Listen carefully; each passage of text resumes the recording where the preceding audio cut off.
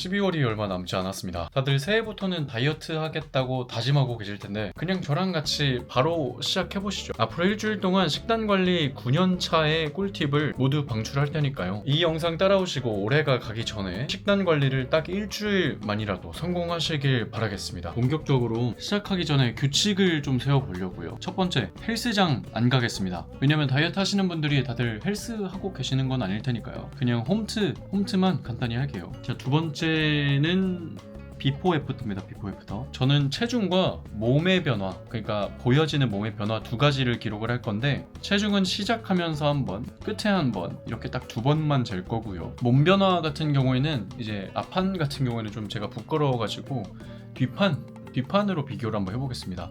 이것도 나름 재미있을 것 같아요. 자, 세 번째는 영양제를 안 먹겠습니다. 이번 기회에 영양제 하나도 먹지 않고 진짜 건강한 식단 관리가 어떤 건지 몸소 보여드리겠습니다. 자, 그러면 연말 건강관리 프로젝트 바로 시작하겠습니다. 우선 저의 식단 관리 지론은 이렇습니다. 세 가지인데요. 단식 전 식사, 단식 후 식사입니다. 저는 단식 전 식사를 단식을 준비한다고 해서 준식이라고 부르고요. 단식은 식사를 말 그대로 멈추는 거고, 단식 이후의 완전 영양 식사를 저는 완식이라고 부릅니다. 간단히 정리하면 준식, 단식, 완식, 이 세 가지를 계속 반복하는 거죠. 단식 전 식사가 준식이잖아요. 저는 준식을 고려할 때 욕구를 가장 중요하게 생각합니다. 정말 그때 제일 먹고 싶은 음식, 며칠 동안 먹고 싶어서 계속 생각났던 음식, 그런 음식을 먹죠. 당류와 열량이 높지 않다면 과감하게 먹습니다. 그래서 저는 일요일 저녁 8시에 짜파게티 2봉지와 수육보쌈을 먹었어요. 한 3일 동안 먹고 싶었던 건데 먹으니까 진짜 맛있더라고요. 어쨌든 엄청난 만족감을 뒤로하고 단식을 시작했습니다. 몇 시간 단식했는지 확인하기 전에 비포 몸 상태부터 확인하겠습니다.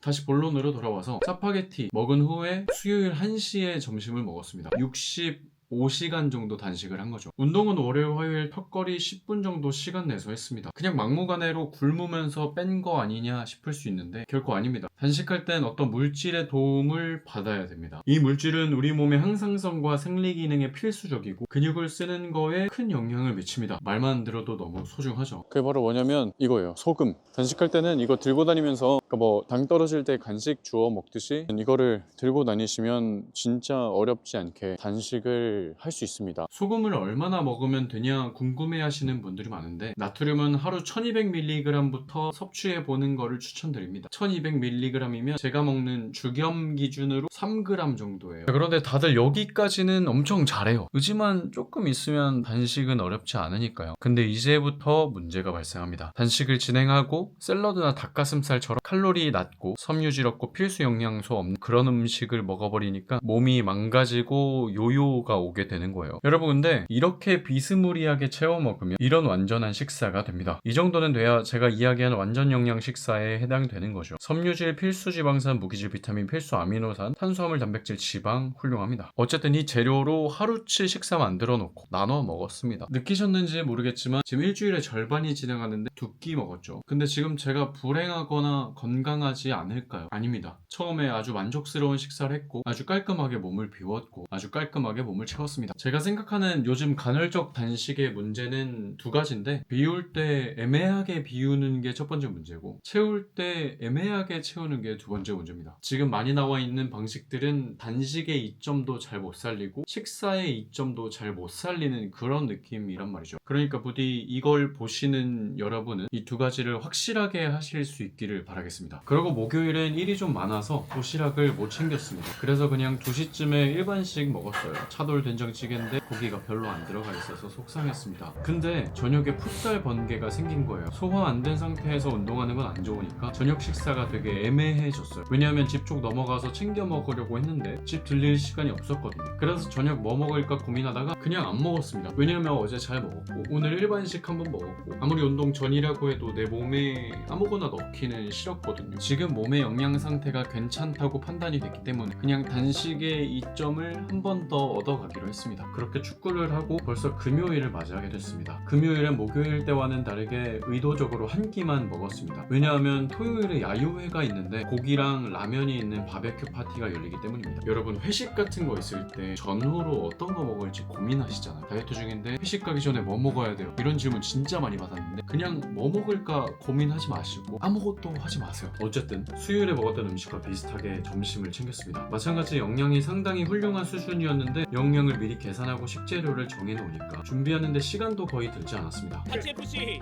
화이팅! 토요일 야유회를 잘 마치고 이른 저녁 시간 먹고 싶은 걸 풍족하게 먹었습니다. 여러분, 단식은 과식 스트레스의 충격으로부터 몸을 좀 보호해주는 완충제 같은 역할을 해요. 이걸 알고 단식을 했고 그 덕분에 다이어트 중이었음에도 불구하고 야유회를 아주 잘 즐길 수 있었습니다. 캠프파이어는 덤이었고요. 자, 그러면 한 주의 마지막인 일요일은 어땠을까요? 네, 일요일입니다. 일요일은 기본적으로 먹고 싶은 걸 먹습니다. 왜냐면 월요일 또는 화요일 뭐 이 정도의 단식을 길게 가져가려고 하는 편이라서 일요일에는 먹고 싶은 걸 먹습니다. 그래서 오늘은 이번 한 주 동안 제가 좀 참았던 거 있잖아요. 그런 음식들을 조금은 먹을 수도 있을 것 같아요. 항상 극단에 치우치는 거는 안 좋습니다. 뭔가를 극단적으로 참는다거나 뭔가를 극단적으로 집착하면서 지킨다거나 그러는 거는 좋지 않다고 생각을 해서 오늘은 먹고 싶은 거 그냥 먹어볼게요. 그래서 이렇게 먹고 턱걸이로 운동까지 마무리했습니다.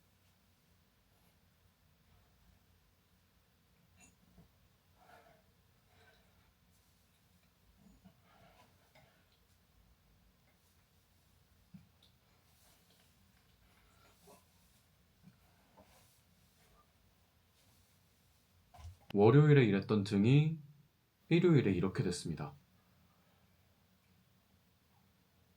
몸이 많이 변했죠. 솔직히 저도 좀 놀랐어요. 이게 일주일 만에 생긴 변화라니 이런 생각했습니다. 그리고 다음날 월요일에 애프터를 측정할 인바디도 재봤는데 이런 결과가 나왔어요. 근육량 1.2kg 증가, 체지방량 2.6kg 감소, 그러니까 3.5% 감소, 일주일 만에. 그리고 사실 비포 애프터로 사용하기 위해서 앞판도 찍었거든요. 부끄럽지만 공개해 보겠습니다. 공개하기 전에 저는 최종적으로 일주일 동안 7끼를 먹었습니다. 뭔가 하루에 3끼, 4끼씩 먹는 다이어트랑은 많이 다르죠. 저도 예전엔 조금씩 자주 먹는 게 좋은 거라고 생각했어요. 그래서 간식 포함해가지고 하루에 막 6, 7끼 먹고 그랬습니다. 근데 이런 식단 관리는 몸을 비우는 것도 채우는 것도 되게 애매해진다. 마지막으로 드리고 싶은 말씀은 우리의 몸은 이미 어떤 과학기술보다 정교해요. 그냥 우리 개개인의 몸 속에 하나의 우주가 있습니다. 이거는 지금 여러분이 폭식을 하면서 힘들어하고 있든 매일 술을 마시고 있든 다이어트에 매번 실패해서 괴로워하고 있든 변하지 않는 사실입니다. 그러니까 여러분만의 우주를 믿고 안 먹을 때 제대로 안 먹고 먹을 때 제대로 먹는 건강한 식단 관리를 실현하시길 바라겠습니다. 아마 이게 여러분이 꾸고 있는 건강관리에 대한 꿈을 가장 빠르게 이루게 해줄 겁니다. 만약에 이 영상이 도움이 됐다면 구독과 좋아요 한 번씩만 눌러주시고 진짜 건강한 건강 정보를 얻어가셨으면 좋겠습니다. 감사합니다.